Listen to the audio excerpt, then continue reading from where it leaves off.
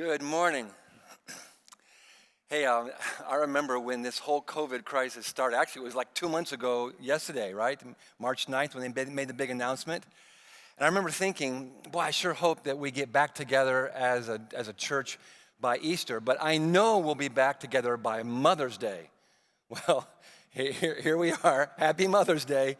It's a very strange circumstances. And I do hope that you are together with your mother or have talked to your mother today or will talk to her. We want to honor all of our mothers today. And let me just give you a quick COVID update.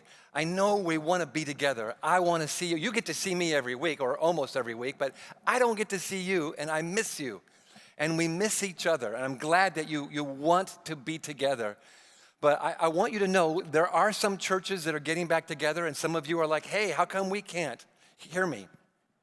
We are not in a rush to get back together in such a way that would put some of our members, some of our attenders at risk.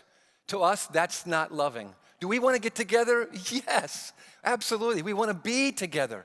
But we're not in a rush to do that in a way that would put some other people at risk. We're not wanting to open the church and say, okay, this small group of people can come, but everybody else, you're not allowed to come. So, pray for us as we're trying to make wise decisions. We care about you.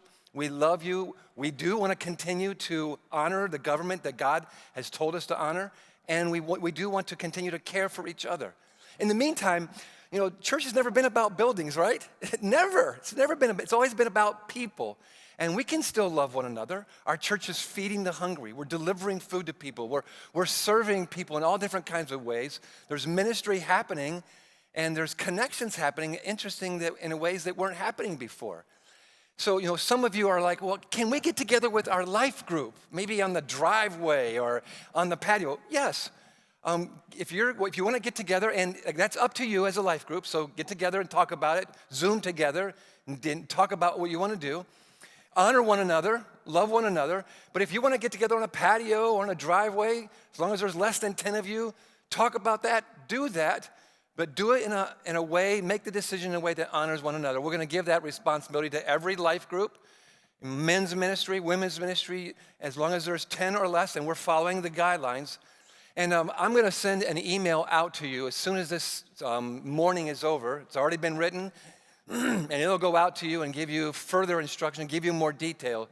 But we're excited about the things that God's doing now, and we're attentive, and we're asking ourselves the question, Lord, what can you do, and what can we partner with you to do in these circumstances that we would not have been able to anticipate doing in different circumstances? And we encourage you to do the same. A couple weeks ago, I mentioned that because of this COVID crisis, there is some things that are happening amongst families that are really, really neat. Families are eating together. Families are spending more time together. Families are working together, and it's great. People are really enjoying their family. It's like, wow, hi, how you doing? I forgot about who you were. But because we're spending so much time together, especially people who got lots of kids and there's a lot of activity, there is some levels of relational conflict I mentioned a couple weeks ago happening in more and more families. And it's like, wow, what do we do about this? And when I talked about this a couple weeks ago, a bunch of you said to me, yeah, man, you described our house. That we are feeling it. That is definitely what's going on in our house. Of course, relational conflict is nothing new. It's always been around, but I think because we've maybe gotten used to being apart from each other, now that we're together, it's created some new levels of conflict.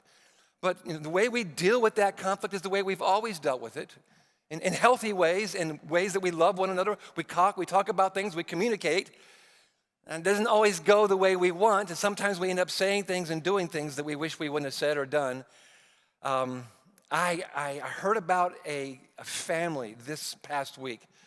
It's not a family that I know. It's not a family that's in our church, but it's a family I heard about from a person I trust, a guy named Dr. James White. And he was telling this story about this family that was, having some conflict, and especially the husband and wife were arguing a lot and saying some things to each other. They weren't honoring each other. Both of them felt isolated. Both of them felt like, you're not hearing my viewpoint. You're not hearing where I'm at. And one night, it It escalated so bad. The fight got so intense that the mother was just like, I'm done.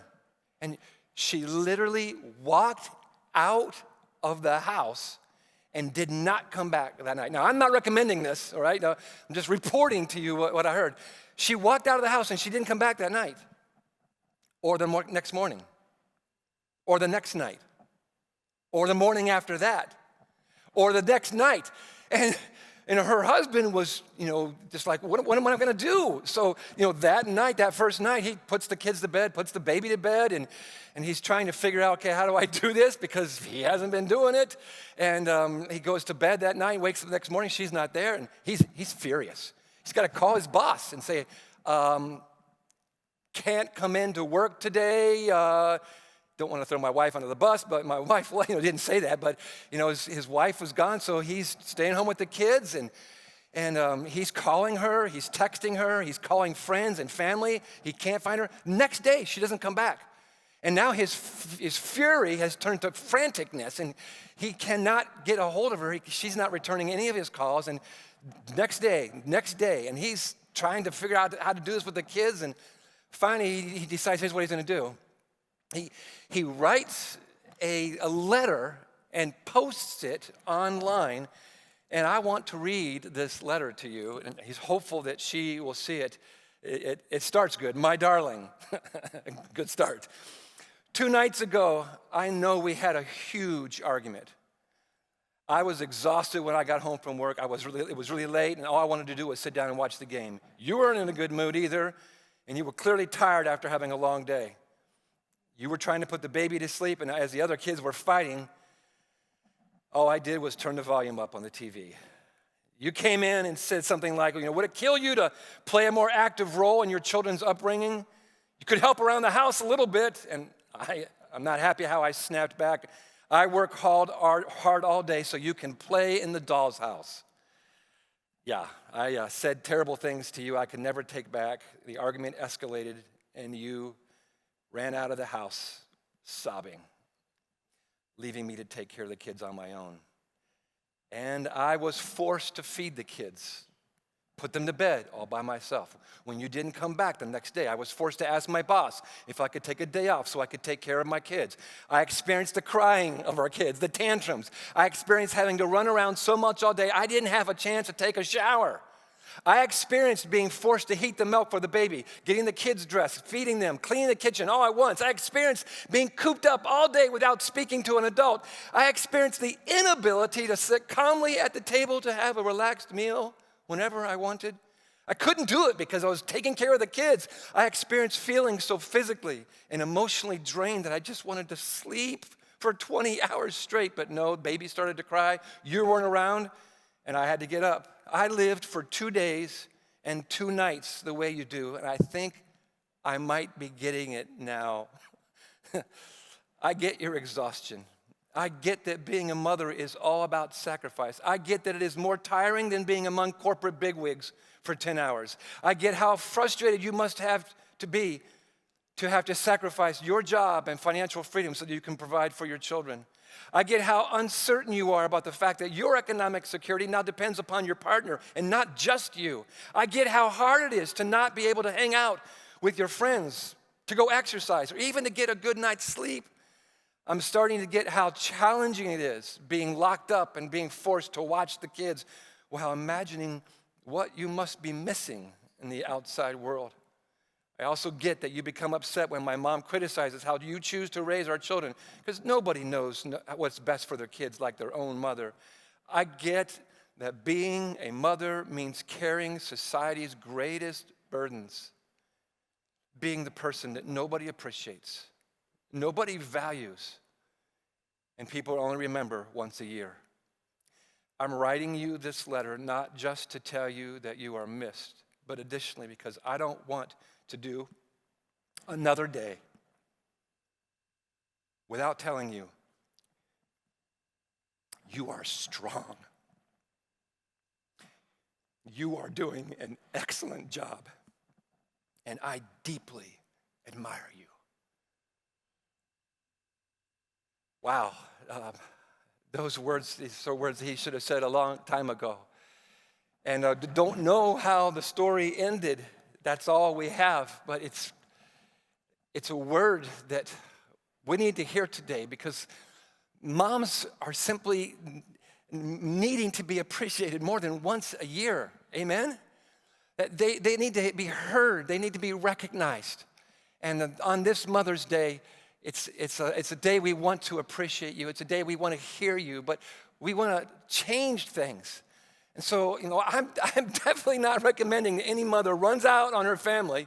But I know, if you were honest, I mean, every mother that has a bunch of little kids certainly has had a moment where she said, I just wish I could get out of here, and wants to run away. I know my mom did, but she didn't, thank God.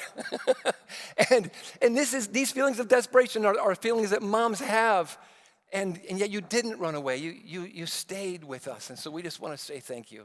Again, I'm not recommending any mother leaves, but how I am recommending, how about this? How about if we write a letter to our mother or to our wife, and not because of what I just read, but because we want to just say, I appreciate you. Write it down. And you might say, well, I gave her a card. It's in the mail. Good for you. Seriously. Good for you. But how about a letter that kind of tells your feelings? Because you can say those things, and they're wonderful, but it's easy to forget them. But when you write them down, they can be read exactly for what they were written down again and again. Can I just encourage you to write your mom a letter today or this week? Who cares that, it's next week? Write her a letter. She will read it again and again. Write your wife a letter. She will read it again and again. I guarantee you. I mean, letters are something that we read again and again. We're actually walking through a letter in the New Testament, a letter written by a guy named John. It's called 1 John. We're reading it 2,000 years after it was written. And we're studying it, and we're praying it, and I'm preaching it. In fact, I invite you to turn with me to 1 John chapter 2 to help us look at the next verse in this letter, because we're walking through this letter. If you were here last week and you heard a great sermon by Pastor Brian, he stopped at 1 John chapter 2, verse 17. So today we're picking it up at 1 John chapter 2, verse 18. And you won't believe what it says. 1 John chapter 2, I'm in 2 John. 1 John chapter 2, verse 18. Here we go. I'm going to have my glasses. Dear children, this is the last hour, and as you have heard, the Antichrist is coming. Even now, many Antichrists have come. This is how we know it is the last hour. Are you kidding me? We're going to talk about the Antichrist on Mother's Day? Well, that's the next text. But no, we're not going to talk about Antichrist today on Mother's Day, but we are going to talk about it next week. So next week, I'm starting a series called Who is the Antichrist? And it's a question that people have been asking, and I invite you to come. It's a 2-week series, Who is the Antichrist? But today, we're going to just look at the first two words of this verse, and then use it to launch into some other things that John said, because he wrote 1 John, 2 John, and 3 John, and he had some things to say to children and to mothers. This is his favorite way to refer to not just kids, but to every Christian, every disciple. John's about 85, we're guessing, when he wrote this. And so everybody is a kid to him. Everybody is a child. And when he writes here to dear children, he's referring to other Christians. He's referring to disciples. But let's turn to 2 John, because he uses this word again, but this time it's to a different audience. And I want you to see this. 2 John, and look at the very beginning of this letter, 2 John, verse 1. The elder, that's John, he's writing an address to the letter, addressing the letter, to the lady chosen by God and to her children. So what do you call a lady who has children? You call her a mother. So some scholars think that John is writing this to a church, and he's calling the church a lady. This lady is chosen by God. And the children are the people who are in her church. But I don't agree with that because this is the way it would sound. The elder, John, to the church and to the people in the church. And that's redundant. And the church is people. So I don't think he has some code word for the church. I think he's writing to a specific woman, a Christian woman. She's chosen by God. He's writing to her, a mother, and to her children. So this is a Mother's Day letter, you might say. And you're like, well, what's her name? What's her name? Well, we don't know, just like we don't know what John's name is. Because, John didn't write John the elder. He wrote the elder to the lady. So he's anonymous, she's anonymous. This is the way John writes. In the whole Gospel of John, he never mentions his name once.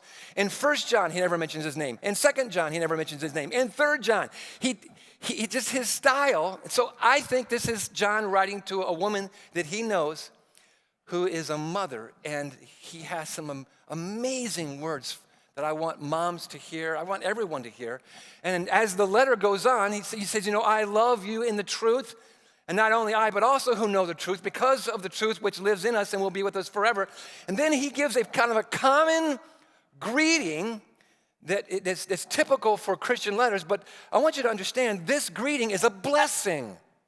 In his introduction, he's blessing this woman, this chosen woman. I said to my wife, hey, chosen lady, but she just kind of rolled her eyes at me. But when John says this, I believe he's writing it to a mother, and he blesses her. So I want to use the blessing that John gave to this chosen mother to bless the ladies, the women, to bless everyone. But today on Mother's Day, I want to talk about these 3 blessings that every mother needs. They're common words. The first one is the grace of God.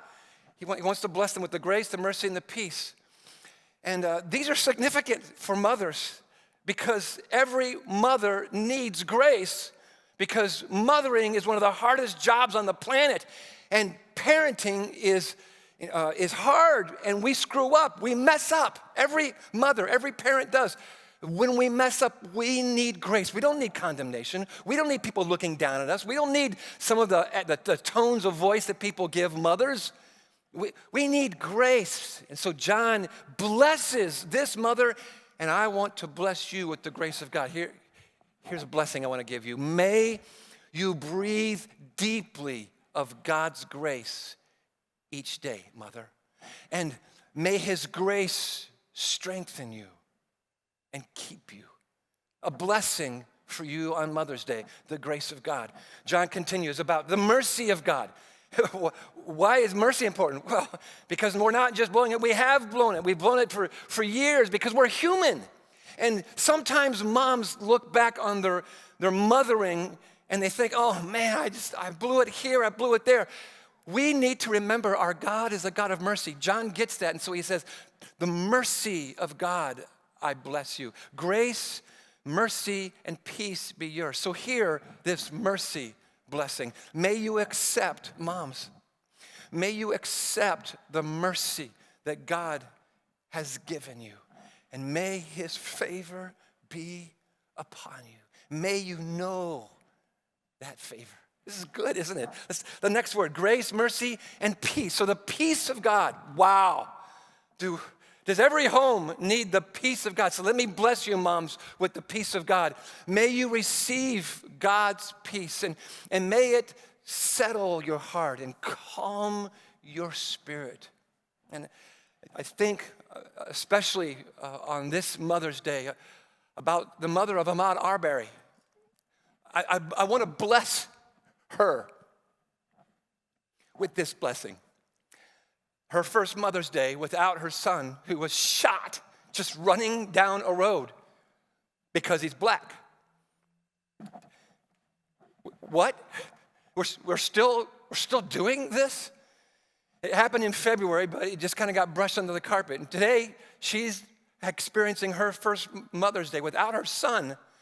And I just can't help but think of black people in our country who are not free to run down the street. Yesterday, I was running. At the end of my run, it was cold yesterday, and I put my hood up over my head, and as soon as I did that, I instantly thought how some people would profile a black man who puts a hood over his head. You're not free to put a hood over your head in America?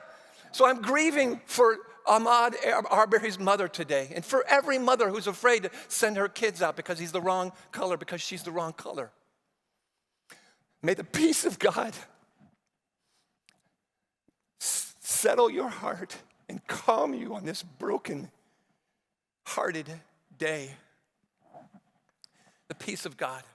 And may you know, moms, may you know that God is with you.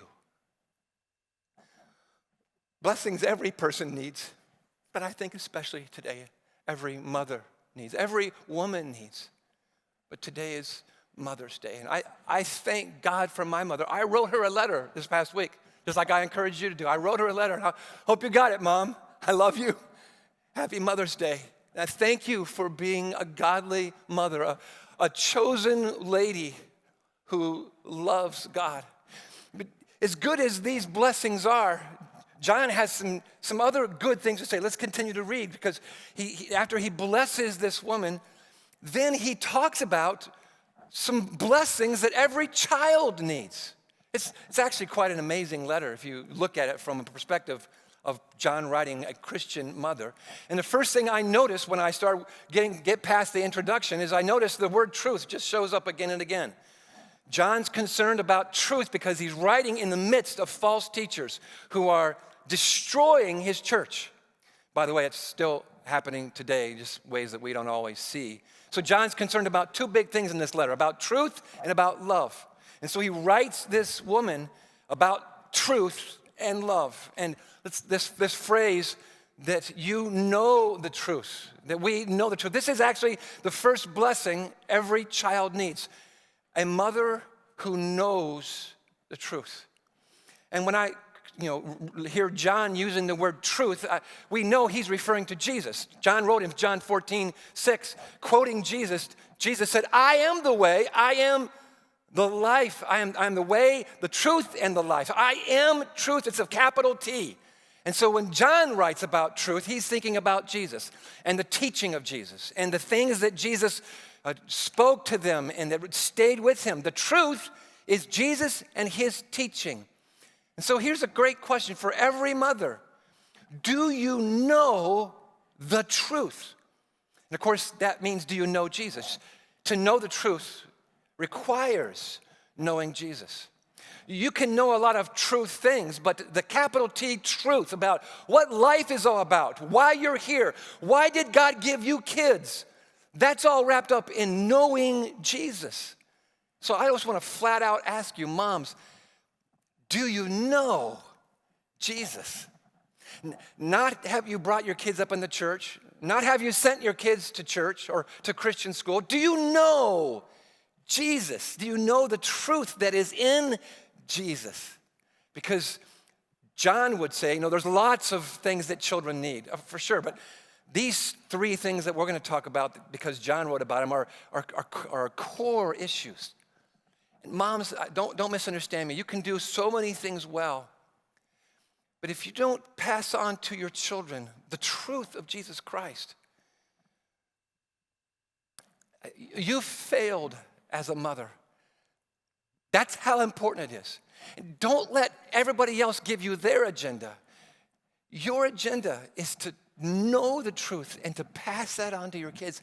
And you can't pass on the truth if you don't know him, if you don't know Jesus. So here's a question for you. Do you know Jesus?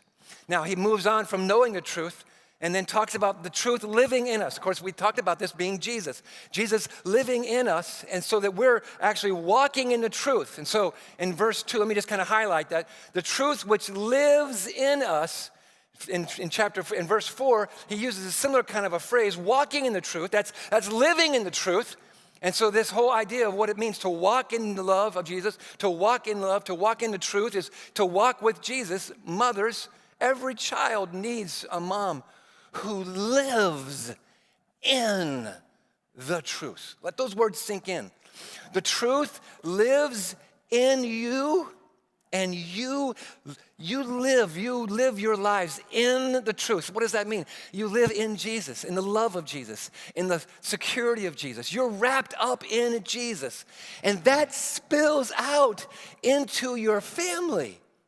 I mean, I can tell you from being raised in a godly home with a godly mother and then watching my wife raise our kids, there is something powerful that goes way beyond sermons, way beyond, seminars and worship services and things that are so powerful that they move us. Way beyond that is a mother living in the truth of Jesus Christ in the home day by day. Now, when I say that, do I mean a mother who's perfect? Of course not. Because in the truth of Jesus is the grace of Jesus. And you only need grace when you're imperfect. Jesus never needed grace. I do, my wife does, my mother does, you do. And so living in the truth means that I do blow it and I need the grace of God. So don't hear me to say that you need to live perfect lives. You can't. But your kids don't learn what grace is unless they see mom and dad own up to their failures and say, kids, will you forgive me? I lost my temper. Or, will you forgive me? I forgot about that. Or seeing a father apologize to his wife or a wife apologize to her husband. It's seeing that. Seeing grace is what it means to walk in the truth. It's not this hypocrisy of you singing and say things on Sunday, but then in the home, you're living a completely different life. It's the truth that's being worked out in your life. And so when we talk about living in the truth, walking in the truth, what is that? Well, let me just start with this. Walking in the truth means walking like Jesus walked. Of course, that's what this series is all about. This series is all about walking like Jesus walked, becoming more like Jesus, loving people the way Jesus loved. That's what it's all about. And in 1 John, 2 John, 3 John, you keep getting this language of walking like Jesus walked. And you got to see last week's sermon, you got to see how Brian Patchinger thinks Jesus walked, and I'm not even going to try to duplicate that. But I think even better is we asked our Ben Folks, our pastor of children's ministry, to send out a request to the children of our church to have them walk the way they think Jesus might walk. This is a great video. So here's a question that they asked, and then the answer that children in our church gave. It means to walk like Jesus, like do not be afraid, and go walk almighty, not being afraid of anything. The fearless walk. Having the weight of the world on your shoulders. To have Jesus' strength.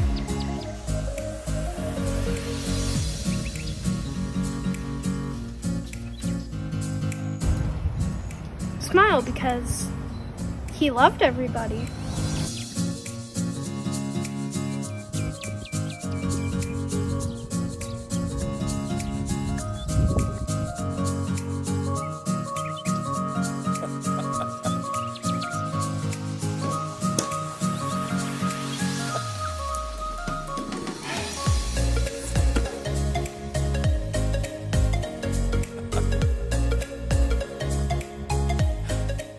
It means to do what he does, not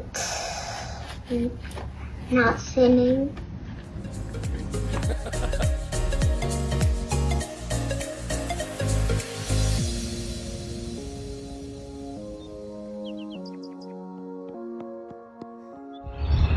He's loving. How would Jesus walk?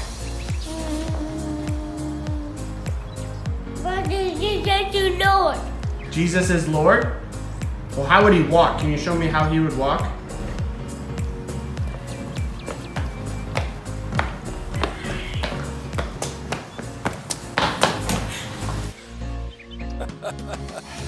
Yeah, so So now we know how Jesus really walked from the mouth of babes, right? It was so good. Thank you, Ben. Thank you, kids, for helping us see.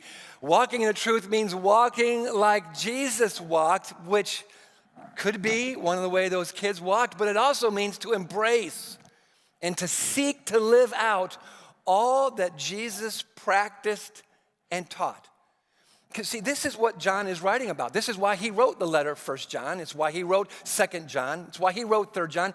He's teaching his children in the faith, and he's teaching the people in his church the life of Jesus, the stories of Jesus, the teaching of Jesus. And moms, this is what you teach. As you walk in the truth, you teach your children about Jesus, and you help your children center their lives around the stories of Jesus. Make Jesus the hero of your children's family. Keep telling the stories about him. Now you can expand that beyond to many more stories, but moms, tell the stories of the Bible. Teach your kids. Don't leave it to the church. Don't leave it to the schools. Help your children know how to walk in the truth by you embracing it and seeking to live it out, and then you passing that on to your children. And of course, John talks about in verse 6 how we're to walk in obedience to the commands of Jesus. As you have heard from the beginning, his command is that we walk in love. We keep hearing this again and again from John. He wrote about it in the Gospel of John. He wrote about it in 1st, 2nd, and 3rd John. Love one another. Walk in love. Be people who love one another. And again, John's writing this in a church that's kind of splintering from false teaching. So, what does love look like, John?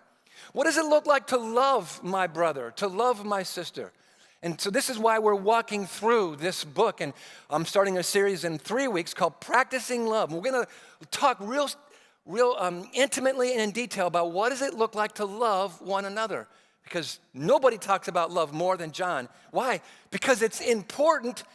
And because he kept hearing it from Jesus again and again and again. Moms, thank you for modeling, for teaching. Keep at it. Keep teaching us about how to love. Keep helping us catch the vision of loving one another. Because this is why Jesus taught John. This is why John wrote it. This is why we have it in our Bible. This is why we're praying this scripture, teaching it, preaching it, reading it, studying it. Because this is what it means to follow Jesus. This is what it means to walk in love, to walk in the truth just as the Father commanded us. And in fact, here in verse 4, John writes, "It's given me great joy to find some of your children walking in the truth." Well, how does that happen?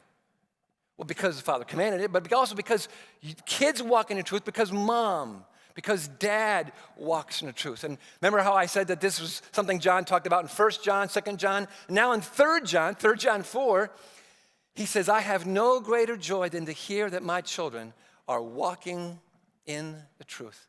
John wrote that about his disciples, but every Christian mother, this is what she feels like.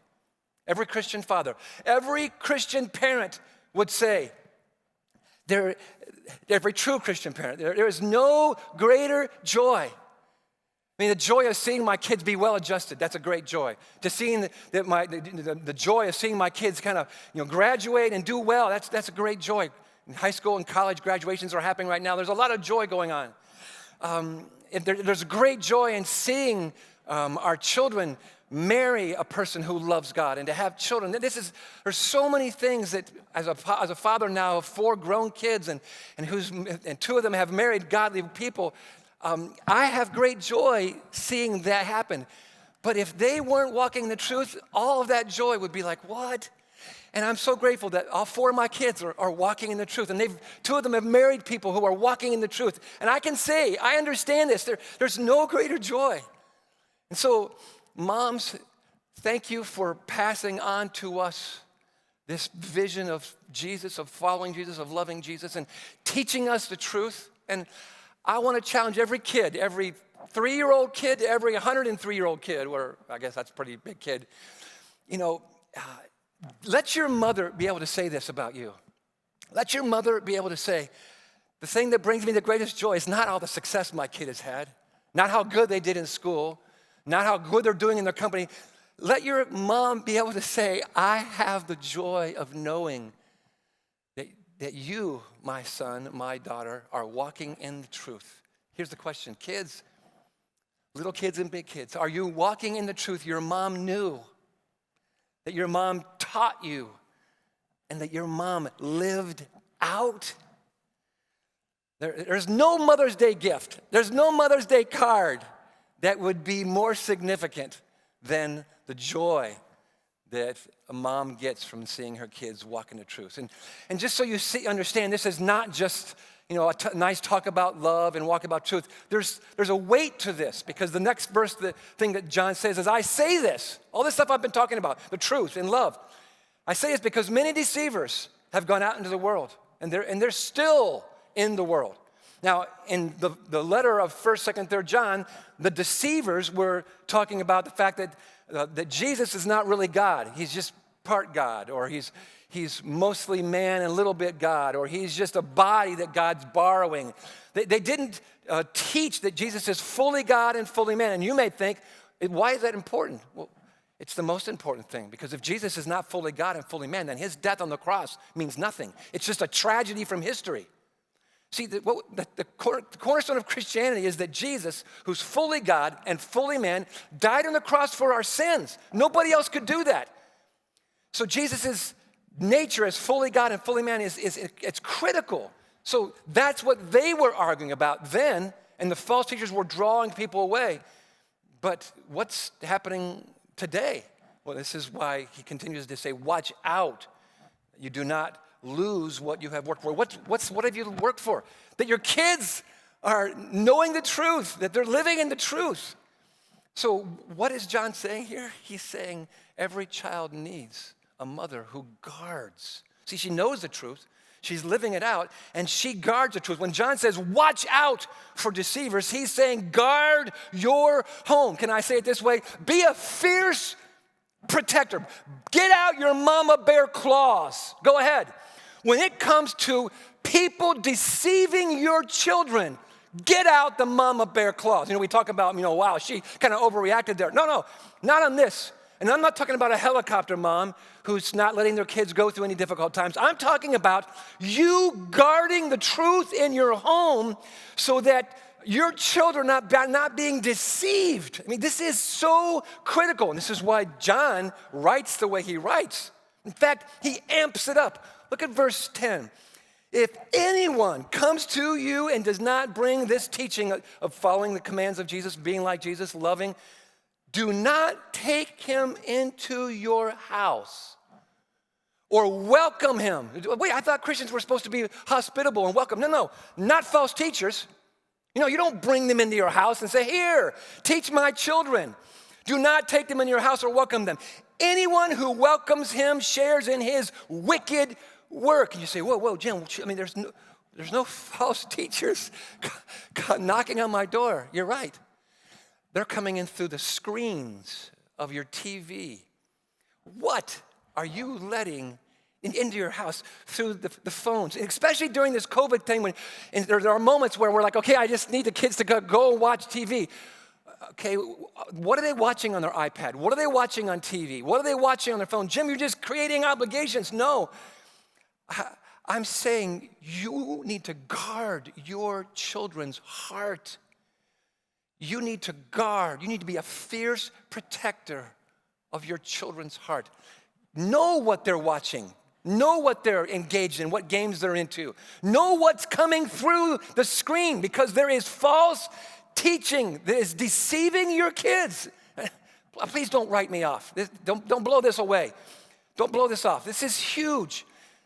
I'm so concerned about this generation and what they think about life and about God, what they think about relationships, because they're not being taught by moms and dads who love God. They're being taught by videos and social media and there's so many things that you can search on the web that are poisoning and ruining the hearts and minds of children. Moms, guard your hearts of your kids. You think to yourself, well, it's a little bit late. Some of you might be thinking it's a little bit late now. No, it's not. Just keep doing these things. Keep living in the truth. Keep pursuing the truth.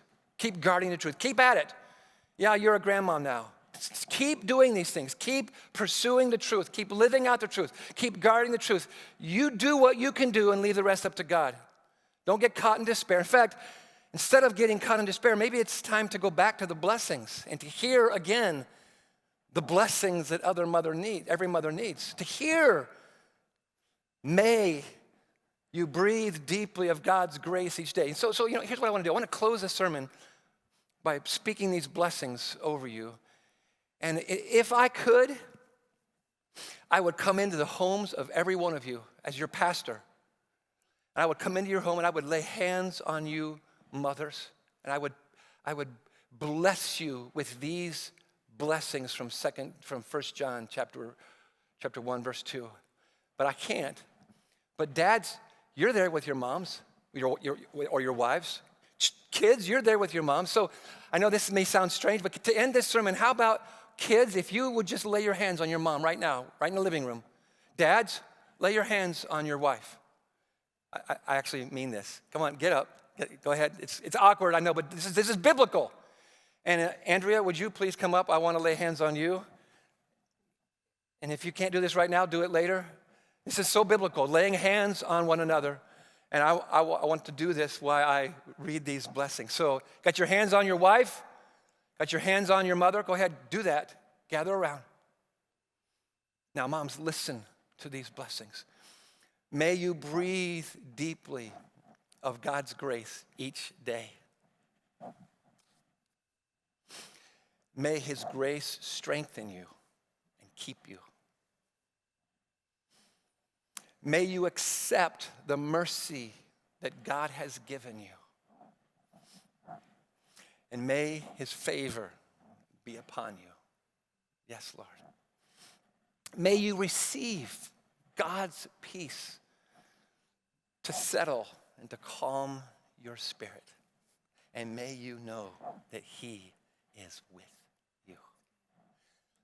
Moms, may you know he is with you wherever you go. So don't leave. Let me pray a blessing over you, and then we have a song that our worship team has put together. Father, may you bless and keep the women of our church, the ladies, the mothers, and may this song wash over them and lift them, and may they sense your blessing on them in the name of the Father and the Son and the Holy Spirit. Amen.